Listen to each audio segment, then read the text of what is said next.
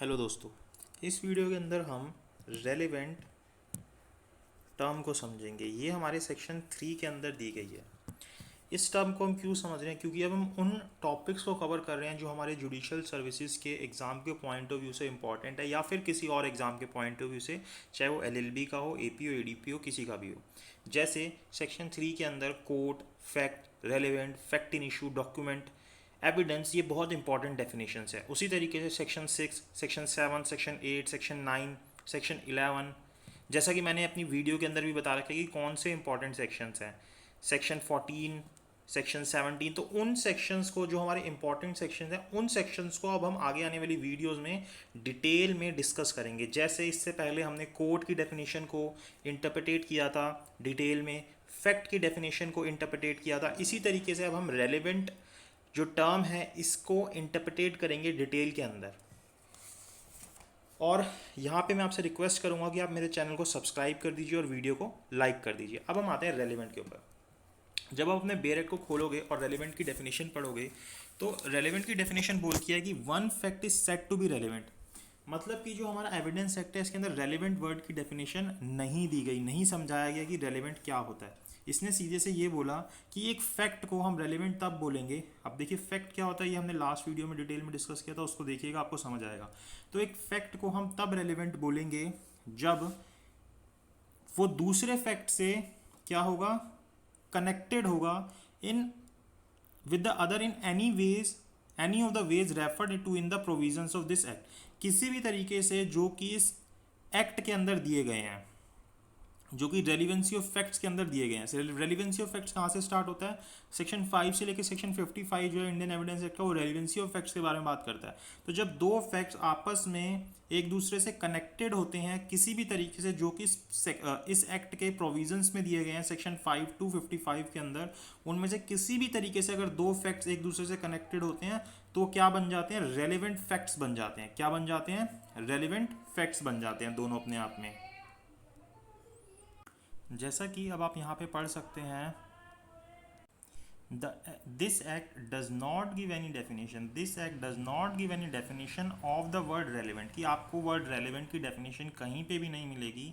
It only lays down, ये सिर्फ इतना ही कहता है कि द फैक्ट बिकम्स रेलिवेंट, कि एक फैक्ट जो है रेलिवेंट बन जाएगा only when it is connected with other facts, कि जब वो दूसरे फैक्ट के साथ कनेक्टेड होगा in any of the ways refer to in this act, कि जो भी इस एक्ट के अंदर रेफर किए गए हैं वे रेलेवेंसी ऑफ फैक्ट्स के अंदर, उन्हीं तरीके से अगर दो फैक्ट्स आपस में एक दूसरे से कनेक्टेड होंगे तो वो रेलेवेंट कहलाएंगे, अदरवाइज वो रेलेवेंट नहीं कहलाएंगे। जब इसका आप चैप्टर 2 पढ़ेंगे, अंडर चैप्टर 2 जो सेक्शन 5 से 55 तक आता है, deal with the relevancy of the facts. A fact in order to be relevant, अगर एक फैक्ट को हमें रेलिवेंट कहना है तो जो फैक्ट है must be connected with the fact in issue और एनी अदर रेलिवेंट फैक्ट, की अगर किसी भी फैक्ट को हमें रेलिवेंट कहना है, इस फैक्ट को अगर हमें रेलिवेंट कहना है, तो या तो ये फैक्ट इन इशू से कनेक्टेड होना चाहिए या फिर ये किसी भी रेलिवेंट फैक्ट से कनेक्टेड होना चाहिए। अब ये किस तरीके से कनेक्टेड होगा? जो कि चैप्टर 2 के अंदर दिया गया हो, सेक्शन 5 से 55 के हिसाब से होना चाहिए, अदरवाइज ये जो फैक्ट है ये रेलिवेंट नहीं कहलाएगा। in any of the ways referred to in section 6 to 16, 27 to 30, 32 to 38 and 40 to 55, a fact not so connected is not a relevant fact, और अगर कोई फैक्ट इस तरीके से कनेक्टेड नहीं होगा तो वो relevant fact नहीं कहलाएगा। The scheme of the act seems to be make all relevant facts admissible, अब जितने भी ये रेलिवेंट फैक्ट्स हैं, ये जो कि इसके हिसाब से बनते हैं इन सेक्शंस के हिसाब से, वो उन सभी रेलिवेंट फैक्ट्स को एडमिसिबल बनाता है। अब एडमिसिबिलिटी क्या होती है? वो सेक्शंस 56 से आगे जितना भी सेक्शंस हैं वो किसी फैक्ट को, किसी रेलिवेंट फैक्ट को एडमिसिबल बनाने की बात करता है। एडमिसिबल मतलब कि जो हमारा लॉ है उसके हिसाब से वो एडमिसिबल है, एविडेंस एक्ट के हिसाब से वो एडमिसिबल है। जैसे कि अब आपको इस टर्म से समझ आएगा कि कोई भी फैक्ट या तो लॉजिकल रेलिवेंट होगा या लीगली रेलिवेंट होगा। लॉजिकली मतलब जो आपको अपने लॉजिक से पता चल रहा है कि ये इसके साथ कनेक्टेड है। वहीं लीगली रेलिवेंट होगा जहाँ पे आप अपने लॉजिक्स को नहीं लोगे, लेकिन लॉ के अंदर लिखा हुआ है कि ये इस तरीके से कनेक्टेड होगा, मतलब कि ये इस तरीके से कनेक्टेड होगा और ये रेलिवेंट बन जाएगा, एडमिसिबल हो जाएगा। देखिए कैसे, क्या बोलता है, when a fact is connected with another fact it is logically relevant, कि कोई फैक्ट जब किसी और फैक्ट से कनेक्टेड होगा तो वो लॉजिकल रेलिवेंट होगा, but it is legally relevant if the law declare it to be relevant. आपको देखने में तो वो आपके लॉजिक्स के हिसाब से तो वो रेलिवेंट है, लेकिन वो लीगली रेलिवेंट तब होगा जब उसको लॉ जो है डिक्लेयर करेगा कि हाँ ये जो है रेलिवेंट है। If it is not declared by the law, और अगर लॉ इस चीज़ को डिक्लेयर नहीं करता, अगर लॉ इस चीज़ को डिक्लेयर नहीं करता, if it is not declare by the law to be relevant, it is not admissible in evidence. और अगर उसको डिक्लेयर नहीं किया जाएगा तो फिर वो एडमिसिबल भी नहीं होगा, चाहे वो लॉजिकली रेलिवेंट हो, आपको देखने में लग रहा हो, आपके लॉजिक्स कह रहे हो कि ये रेलिवेंट है, लेकिन लॉ ने उसको रेलिवेंट नहीं बोला, तो वो एविडेंस के तौर पर एडमिसिबल नहीं होगा। कोर्ट में आप उसको एक्सेप्ट नहीं करवा सकते, कोर्ट उसको नहीं एडमिट करेगी, कोर्ट उन एविडेंस को मानेगी ही नहीं, चाहे वो लॉजिकली रेलिवेंट हो, लेकिन अगर वो लीगली रेलिवेंट नहीं है तो वो एडमिसिबल नहीं होंगे। Every fact that is legally relevant, कि हर एक फैक्ट जो भी लीगली रेलिवेंट है इज ऑल्सो लॉजिकली रेलिवेंट। लेकिन इसका अपोजिट जो है वो होता है क्या, कि अगर हर एक फैक्ट जो लीगली रेलिवेंट है, जिसको लॉ बोलता है कि हाँ ये रेलिवेंट है, क्या बोलता है कि वो लॉजिकली रेलिवेंट है, every fact is legally relevant, it is also logically relevant, कि उसको लॉजिकली रेलिवेंट बोला जाएगा अगर वो लीगली रेलिवेंट है। लेकिन हर एक लॉजिकल रेलिवेंट फैक्ट जिसको आपके लॉजिक्स बोलते हैं कि रेलिवेंट है, में नॉट बी लीगली रेलिवेंट, वो हो सकता है कि लीगली रेलिवेंट ना हो। And under the evidence act a fact is said to be relevant to another, की एक फैक्ट को दूसरे के साथ रेलिवेंट तब बोला जाएगा when it is relevant under the provisions of section 6 to 16, 27 to 30, 32 to 38, 40 to 55 of evidence act. अगर वो इसके हिसाब से रेलिवेंट है तो वो लीगली रेलिवेंट है, और अगर वो लीगली रेलिवेंट है तो वो एडमिसिबल होंगे एविडेंस एक्ट के हिसाब से।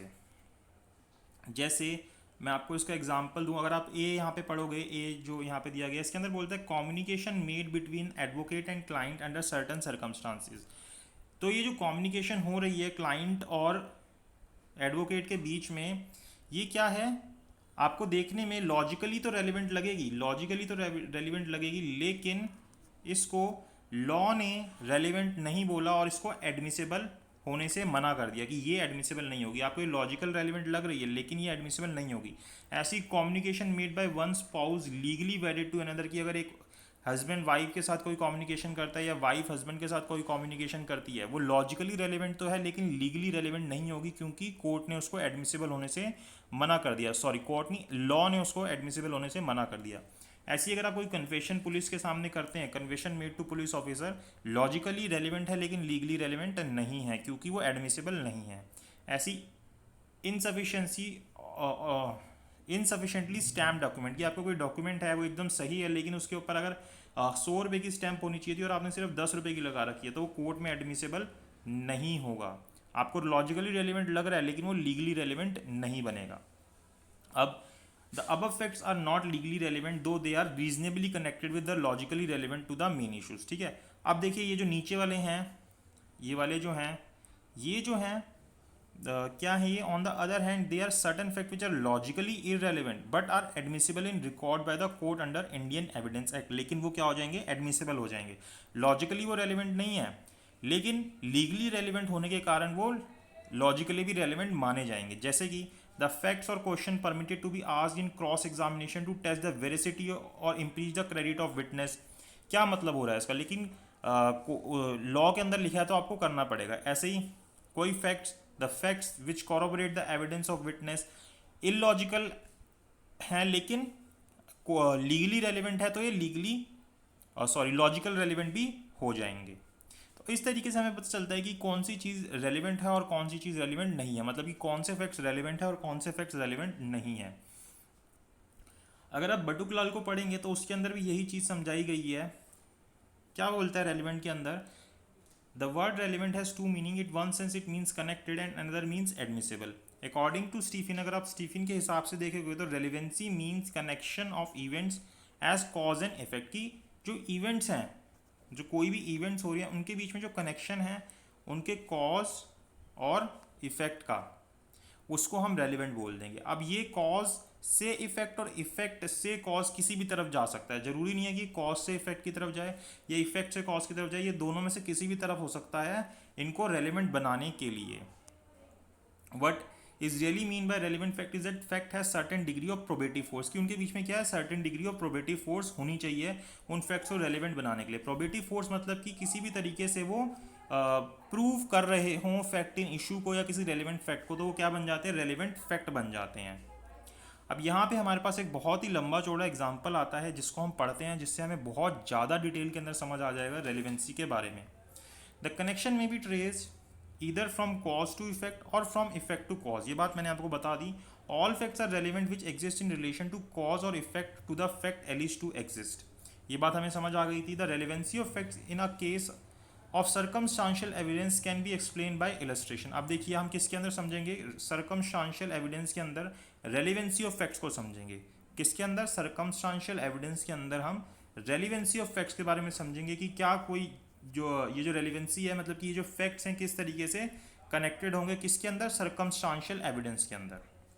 सो हम इसको पढ़ते हैं। कौन सी इलस्ट्रेशन है, आर वर्सेस रिचर्डसन की इलस्ट्रेशन है, आर वर्सेस रिचर्डसन की इलस्ट्रेशन है। इसके अंदर क्या बोलता है, in this case a young women of weak intellect, एक यंग वुमेन होती है वो वीक इंटेलेक्ट की होती है, was alone in the cottage, वो कॉटेज में अकेली होती है। When her parents had gone to harvest field, वो हार्वेस्ट करने गए होते हैं। ऑन देयर रिटर्न, जब वो वापस आते हैं, a little after mid day, मतलब मिड डे के थोड़ी देर बाद, दे फाउंड हर मर्डर्ड, और उनको क्या मिलता है कि जो उनकी बेटी थी वो क्या है, उसको किसी ने मार रखा है, मर्डर कर रखा है, विद ए थ्रॉट कट, और उसका गला काट रखा है। The circumstances exclude the possibility of suicide, और जो भी सर्कमस्टांसेस थे आसपास वो इस पॉसिबिलिटी को एक्सक्लूड कर देते हैं कि उस लड़की ने सुसाइड किया है। अकॉर्डिंग टू द सर्जन, और सर्जन जो है वो क्या करता है, हु एग्जामिन द वॉन्ड, जो उसकी जो गले पे कट पड़ा था उसको एग्जामिन करता है, वो क्या बोलता है, the throat was cut by a sharp edges weapon by the left hand, कि उसका जो गला है किसी शार्प एजेज वेपन से काटा गया है, और वो भी लेफ्ट हैंड से काटा गया, जिसने काटा है उसने अपनी लेफ्ट हैंड से काटा है। और जब उसकी बॉडी खुलती है पोस्टमार्टम में, the deceased was found to be pregnant of for some months, और ये मिलता है कि ये जो लड़की मरी है ये कुछ महीने की प्रेग्नेंट भी थी। उसके बाद on the ground there were marks of foot steps, और जो जमीन थी उसके ऊपर कुछ फुट स्टेप भी मिलते हैं, of person who might have run hastily through indirect way, कि जो पर्सन मार के भागा है इसको वो हैशली भागा है, and in confusion and slipped into a gogre or a bog which had stepping stones and he must have been wet till his middle of leg, कि वो भागते हुए गिरा है गॉर्जे के अंदर या बॉग के अंदर वो, और अपनी मिडल लेग से वो थोड़ा सा वेट है। The impression of foot steps were taken and measure, और जो भी वहाँ जो भागा था उसके जो फुट स्टेप थे वो लिए गए और उनको मेजर किया गया। It appeared that the impression of the foot steps were of the person who must have Warne shoes, तो इससे पता चलता है कि ये जो फुट स्टेप लिए गए किसी ऐसे बंदे के हैं जिसने शूज पहने थे, एंड वर न्यूली मेंडेड, और जो कि अभी नए नए मेंड हुए थे। The shoes approve to be with iron knobs and और नेल्स, की जो शूज हैं वो कैसे हैं, appear to be with iron knobs और नेल्स, कैसे हैं वो, appear to be with iron knobs और नेल्स, कि उनके ऊपर आयरन नोब्स और नेल्स लगी हुई हैं। Along the tracks of the foot steps, की जो भी पूरा ट्रैक है जिस पे फुट स्टेप जा रहे हैं, with a certain interval drops of blood were found, और कुछ इंटरवल पे कुछ खून की बूंदें भी मिली। At this stage there were neither any suspicion on any person murdering the women, अब यहाँ पे इस स्टेज पे कि किसी भी व्यक्ति पे सस्पिशन नहीं था कि किसने इस वुमेन का मर्डर किया, nor there were any suspicion on the man by whom she was impregnated, और किसी के ऊपर शक भी नहीं था कि किसने उसको प्रेग्नेंट किया था। अब जब उस लड़की का फ्यूनरल हुआ, जब फ्यूनरल हो रहा था, जब उसको दफनाया जा रहा था, द नंबर ऑफ पर्सनस, बहुत सारे जो पर्सनस थे असेंबल्ड, बहुत सारे पर्सन वहाँ पे आए, and the steward thought it a fit occasion, steward ने सोचा अब ये बिल्कुल एकदम सही ओकेजन है टू डिटेक्ट द क्रिमिनल, की क्रिमिनल को डिटेक्ट किया जाए, as he might not be absent to avoid any kind of suspicion, कि वो किसी भी तरीके से किसी भी शक के कारण यहाँ से एब्सेंट नहीं होगा, कि वो देखने के लिए कि हाँ ये लड़की सही में मरी है या नहीं मरी है, तो उसको ये बात कंफर्म होती है। तो वो क्या करते हैं, there were about 60 men at the time and after interment, अब वहाँ पे कम से कम कितने लोग थे, कम से कम 60 men प्रेजेंट थे। The steward called one by one and asked them, अब स्टूवर्ड क्या करता है, उनको एक एक करके बुलाता है और उनसे पूछता है to take off their shoes, कि वो अपने जूते उतारे। Measured and found one of them pretty of same impression, अब उनमें से उनको एक जो शूज़ थे वो सेम तरीके के मिलते हैं बाय द कॉटेज, जो उनको कॉटेज में मिले थे, मतलब उसी तरीके के निशान होते हैं उसके नीचे और वो उसी तरीके की सेम उसके भी डिज़ाइन होता है उन शूज़ का जो उसको मिलते हैं। The person who wore the shoes was a school master, जो पर्सन ने वो शूज़ पहने थे वो क्या था, एक स्कूल मास्टर था। एंड इट वॉज सस्पेक्टेड, और ये सस्पेक्ट किया गया that he might have been father of the, और ये सस्पेक्ट किया जा सकता है कि वो जो स्कूल मास्टर है वो फादर है of the child and would have murdered the women, की वो जो उसके पेट में प्रेग्नेंट थी वो उसका बच्चा था, और उसको उसी स्कूल मास्टर ने उस लेडी को, उस लड़की को मारा है टू सेव हिज करेक्टर, अपने करेक्टर को बचाने के लिए। ऑन अ क्लोजर एग्जामिनेशन, जब उसके शूज़ का और क्लोजर एग्जामिनेशन किया जाता है, the shoes कॉरेस्पॉन्डेड with the impression, अब वो जो शूज़ थे वो क्या करते हैं, बिल्कुल उन इम्प्रेशन से मिलते हैं। फाउंड ऑन द ग्राउंड, जो कि वो ग्राउंड के ऊपर जिनका निशान मिला था कॉटेज के पास। On the closer examination the shoes were found to be pointed at the toll, जो शूज़ थे वो कैसे थे, पॉइंटेड थे टो के ऊपर, लेकिन जो इंप्रेशन था वो कैसा था, of the shoes eight the place of incidents were round, लेकिन वो जो प्लेस ऑफ इंसिडेंट में मिले थे वो राउंड था, बाकी सारी चीज़ें मिल रही थी लेकिन शूज़ के आगे का हिस्सा रियल में पॉइंटेड था, और जो वहाँ पे मिला था वो राउंड वाला मिला था जिसका इंप्रेशन मिला था in shape. Rest of the shoe कॉरेस्पॉन्डेड exactly with the impression, बाकी जो पूरा निशान था वो इम्प्रेशन से मिल रहा था उस शूज़ का। इन डायमेंशन, शेप, डायमेंशन में, शेप में, सोल में, पोजीशन ऑफ द नेल्स, पूरी उसी जगह पे कीलें लगी थी, सोल बिल्कुल वैसी थी, शेप बिल्कुल वैसी थी, डायमेंशन पूरा वही था।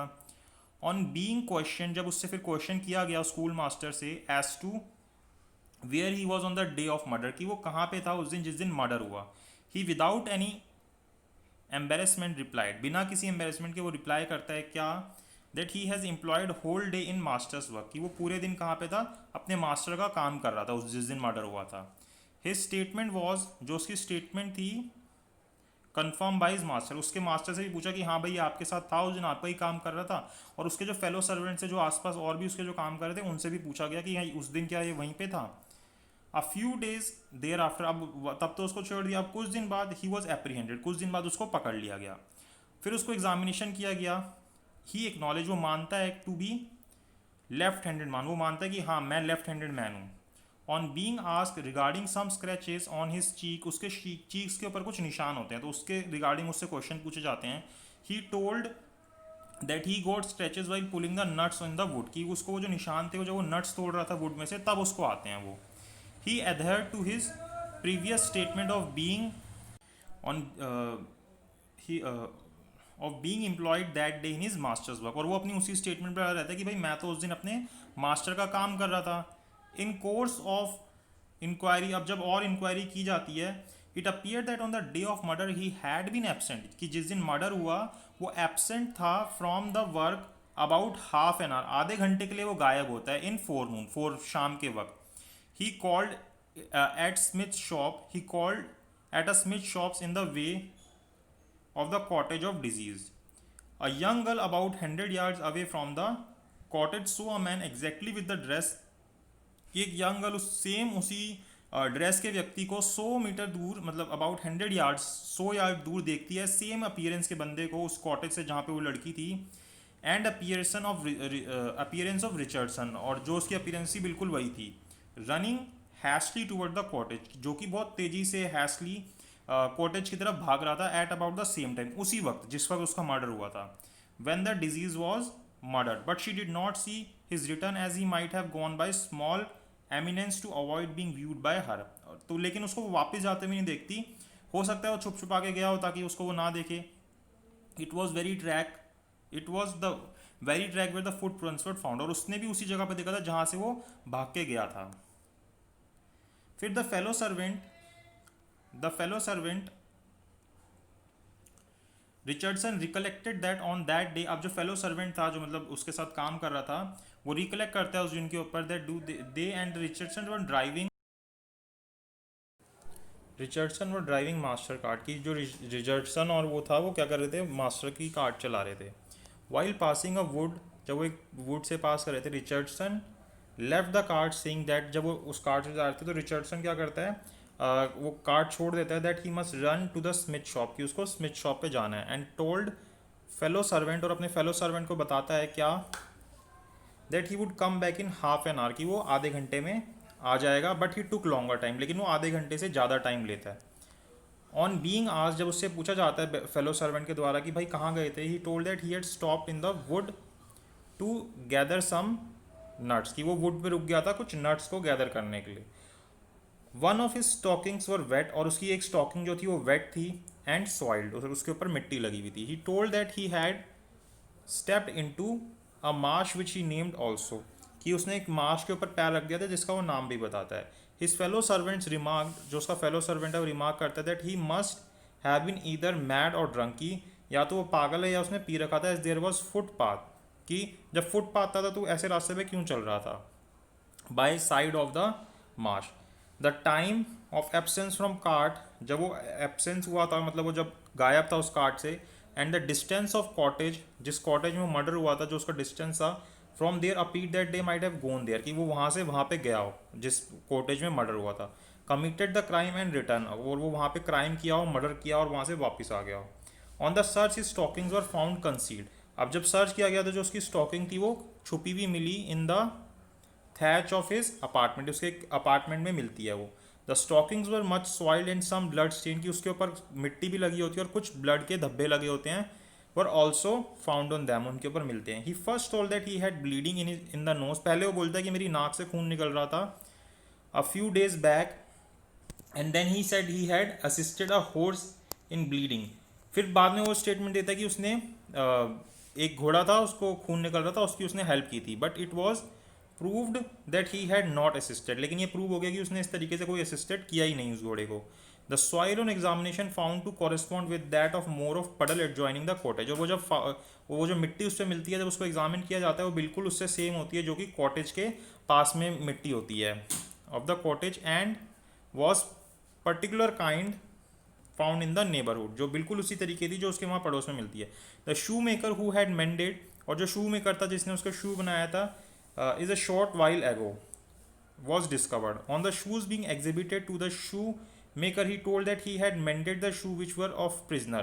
और वो बताता है कि ये वही शूज़ हैं जो वो उसने prisoner के लिए बनाए थे. It came out that he was acquainted with disease and was on one occasion seen with her in such situation as to give rise to suspicion that he had criminal intercourse with her, और उसने उसको कभी देखा भी था, उस जो master था उसको कभी देखा भी था उस लड़की के साथ इस तरीके की पोजीशन में, जिससे कि हो सकता है कि उसने ही उसको प्रेग्नेंट किया हो। On being taunted with such connection, जब उसने इस तरीके से उसको टॉन्ट किया इस कनेक्शन के लिए with one in her situation, he felt ashamed and greatly hurt, और उसको बहुत शर्म आई और उसके लिए उसको बहुत हानि भी पहुंची। The man sitting next to him at the time the shoes were measured, फिर उसके शूज़ को मेज़र किया गया। It appear to be good deal agitated. Between that time and his apprehension, he was advised to fly, but he answered, "Where can I fly to?" The prisoner was convicted, confessed and hanged. और prisoner को क्या किया था, convict कर दिया गया और उससे confession ली गई थी, उसको hang कर दिया गया था। According to Woodruff and Amir Ali, जिस बुक से इस एग्जाम्पल को लिया गया है Woodruff और आमिर अली के हिसाब से, this is a case of illustration of method of agreement as described by Mill excluding the suspicions of chance. अब देखिए यहाँ पे 10 पॉइंट निकाले गए, वो 10 पॉइंट क्या क्या हैं।